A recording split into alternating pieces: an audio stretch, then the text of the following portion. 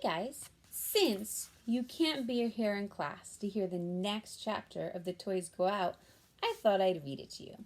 So here's chapter 5. It's called How Lumpy Got on the Big High Bed and Lost Something Rather Good Looking. Every night, Stingray goes up on the big high bed to sleep. Lumpy, Plastic, the one-eared sheep, and the toy mice all stay on the floor. The bed is a nice place to be. It has a warm patchwork quilt and 4 fluffy pillows. On the table next to it stands a glass of water and a stack of books. Every night, Stingray gets to cuddle with the little girl. Stingray even goes under the covers. Lumpy has only been on the bed for short visits, and Plastic has never been up there at all. Why you? Every single night, asks Lumpy, when Stingray comes down one morning to play on the shaggy rug where he, Sheep, and Plastic are sitting around doing nothing. Why not me? You have to be clean to go in the bed, says Stingray. There can't be crumbs or peanut butter up there. Remember the time Lumpy got covered in peanut butter and had to go in the washing machine? Why not Plastic then? Well, you have to be furry, says Stingray. Balls don't ever go. It used to be me before she came, mutters the sheep. I don't care, chirps Plastic, who has been spending much of her nights rolling down the stairs and then bouncing back up again 3 at a time. Do you want to come watch me on the steps, Lumpy? I roll down like a race car. Not really, says Lumpy. I've seen you roll before. It's totally different on the stairs, pleads Plastic. It doesn't seem fair, says Lumpy to Stingray, that you go up on the high bed every single night. What do you do up there? Private stuff, says Stingray, between me and the little girl. But why don't I get to do private stuff? Sorry, it's not like I have a choice. The little girl takes me. She wants me, I guess, because of how much she loves me. Do you think those words hurt Lumpy's feelings? She loves me too, says Lumpy. Well, of course she does. Just not enough to go up on the high bed. Don't feel bad. Lumpy turns his tail to Stingray and pretends to be interested in a little bit of orange fluff he sees on the rug. Lumpy nuzzles the bit of fluff and doesn't answer. Want to go look out the window? Lumpy mumbles quietly to the bit of fluff as if he doesn't hear. Or watch television? He doesn't answer. We could play marbles. The fluff is taking all of Lumpy's attention. It takes up all of his attention for the entire day. In fact, he won't talk to Stingray at all. I think Stingray hurt Lumpy's feelings, and Lumpy is avoiding her. The next morning, Lumpy starts looking at the fluff again as soon as Stingray comes down from the bed. He looks at it all morning and all afternoon and all evening. Wow, he's not talking to Stingray, is he? He does this for 6 days. On the 7th day, Stingray comes down and pokes him in the shoulder. Know what, she says? I have an idea for getting the girl to bring you up on the bed. Do you want to hear it? Lumpy stops looking at the fluff and looks at Stingray instead. We can decorate you to make you more of a bedtime buffalo. We could drape you in rabbit fur and flannel and put a big pair of fuzzy slippers on your feet and maybe some bows and ribbons on your tail and some pink yellow feathers. You will look so cuddly, she will have to take you to bed. Says Lumpy. What? Is there another option? Sure. We could break your tail. Just a small break near the end, maybe using a hammer on it when nobody is looking. And then you would be injured. The little girl would wrap your bottom up in toilet paper and masking tape and bring you to the bed to get well. What if you pretend to be lost in the closet, suggests Lumpy. Then she'd take me, I bet. Stingray doesn't think that would work. I don't think Stingray wants to be lost in a closet. I read something you could try, pipes up Plastic, who has been listening from a spot underneath the bed, but it's not very nice. What? Lumpy wants to know. It's a trick. They use it in old TV commercials and science experiments.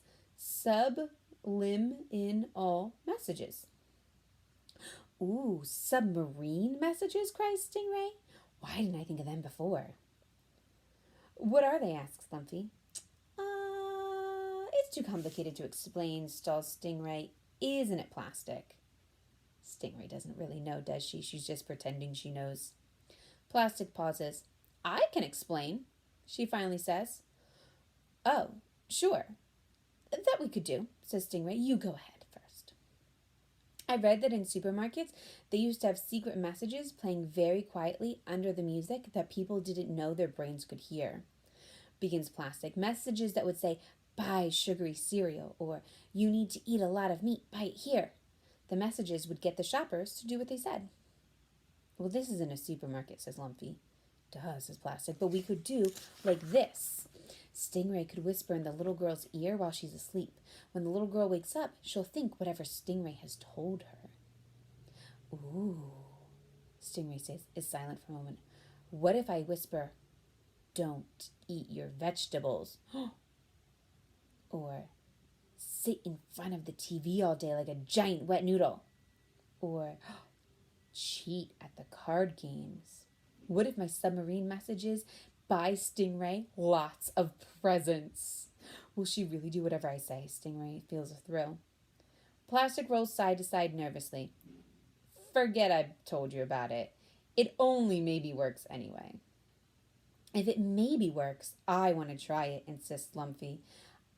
I shouldn't have mentioned it, says Plastic. It's a bad idea. Then how am I going to get on the bed, cries Lumpy, looking up at the fluffy pillows from his spot on the rug. I have to get up there. Don't worry, says Stingray. I've done submarine messages lots of times before. I'll get you up. It's hard to think about sharing the big high bed. In fact, Stingray doesn't want to share at all. But even more, she doesn't want Lumpy to ignore her and stare at his bit of fluff all day. So Stingray doesn't want to share her spot in the big high bed, but it sounds like she misses being friends with Lumpy too. That evening, Stingray stays awake when the little girl falls asleep. Bring Lumpy to bed. Bring Lumpy to bed. Bring Lumpy to bed. Bring Lumpy to bed, she whispers all night long. The next evening, after brushing her teeth and putting on her pajamas, the little girl lifts Lumpy up along with Stingray. The submarine message has worked.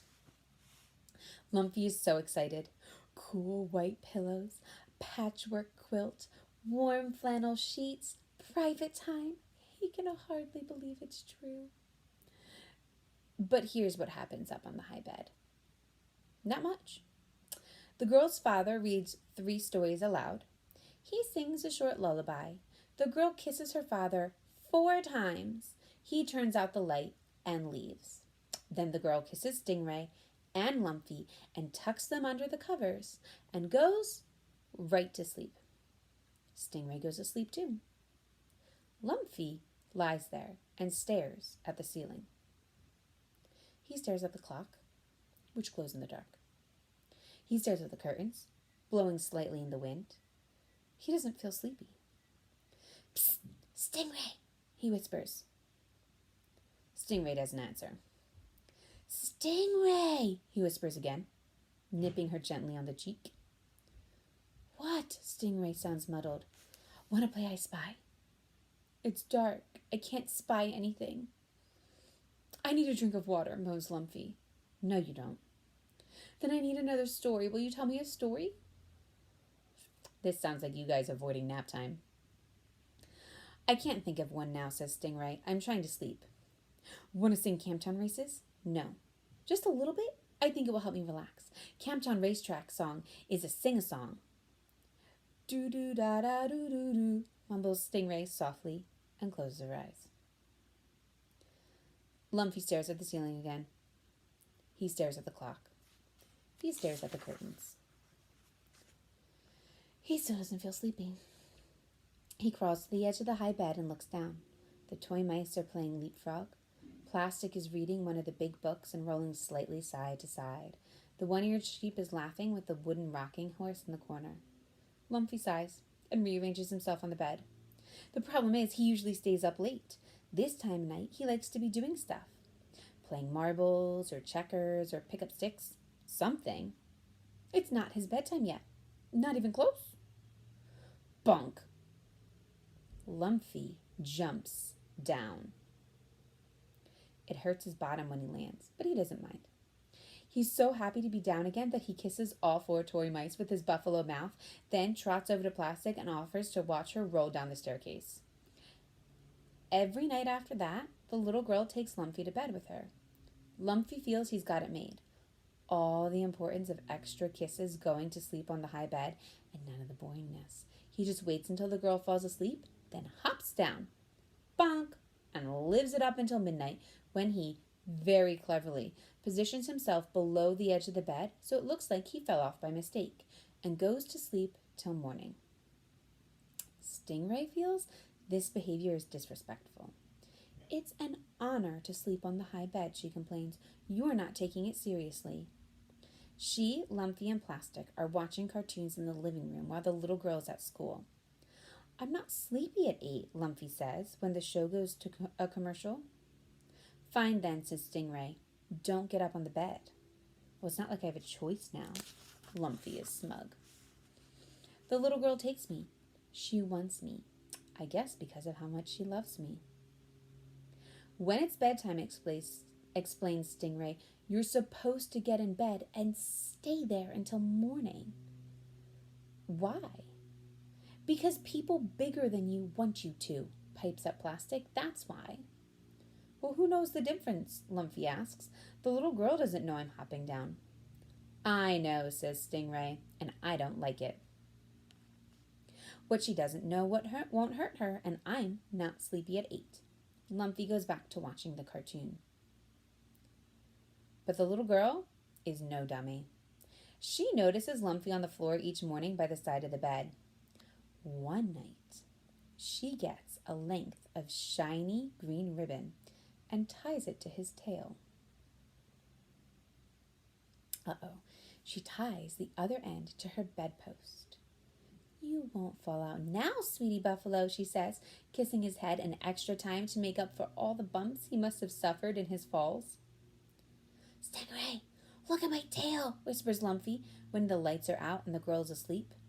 Take the ribbon off. No. Why not? The girl wants you to have the ribbon. She goes to school. She knows what's best for you. I know what's best for me, says Lumpy, and this ribbon is not it. Stingray wrinkles her nose. You got covered with peanut butter, and then you got covered with jam, and then cookie butter, and hummus, and soy sauce. You're always getting dirty. How is that someone who knows what's best? I am older now, says Lumpy. He walks to the edge of the bed, stretching the ribbon tightly. He leans forward and feels the pull on his tail. Stingray, help me, he cries. I'm tied up like a balloon. You wouldn't be if you'd stayed where you belong. My tail is killing me, says Lumpy, lying. I need to get down. Be quiet or you'll wake up the little girl. Stingray flips over and closes her eyes. Being tied up makes Lumpy feel frantic. The knots in the ribbon get tighter and tighter the more he pulls. He tugs harder and harder, grunting his buffalo grunts, and finally jumps off the edge of the bed with the ribbon still attached to his tail. There is no bonk. Lumpy is upside down, tail side up, hanging in the air. He feels sick to his stomach. He tries to scramble back up the side of the bed, but he can't get his feet turned around the right way. He wiggles and tries to lift his head up to chew on the ribbon, but his body is not very flexible. He is stuck. Lumpy! It is Plastic rolling across the rug toward him. Why are you upside down? Untie me, cries Lumpy. No hands, says Plastic. Pull me! No arms. Chew through the ribbon. No teeth, says Plastic. It's not normal for a ball. You see Lumpy stuck there on the bed.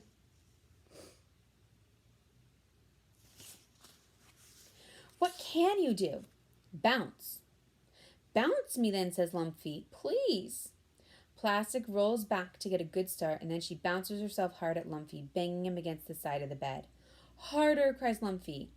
Plastic bounces again, harder, and again, and a really hard bounce again. There's a ripping sound. You're breaking the ribbon, cries Lumpy. Keep going. Plastic does. Another ripping sound. Again, I'm almost down. One more bounce, and Lumpy crashes to the ground. Bonk. He lands on his bottom, just like before. Only it feels different. Do you guys have a prediction on what that ripping sound might have been? Are you sure it was the ribbon ripping? It feels like something is missing. Something is. Lumpy looks up at the unbroken ribbon dangling from the top of the high bed. Something short and brown and rather good-looking is attached to it. Is that my tail? Cries Lumpy. Says Plastic, it probably might be. I need it. Lumpy's in tears. There. What will I do without it? There. Oh, I need it very badly. What for? Plastic wants to know. Lumpy sniffs back his tears. He tries to think of an answer. You look tougher without it, says Plastic kindly, rolling around to examine Lumpy's bottom. Really? None of the tough buffaloes have tails, lies Plastic.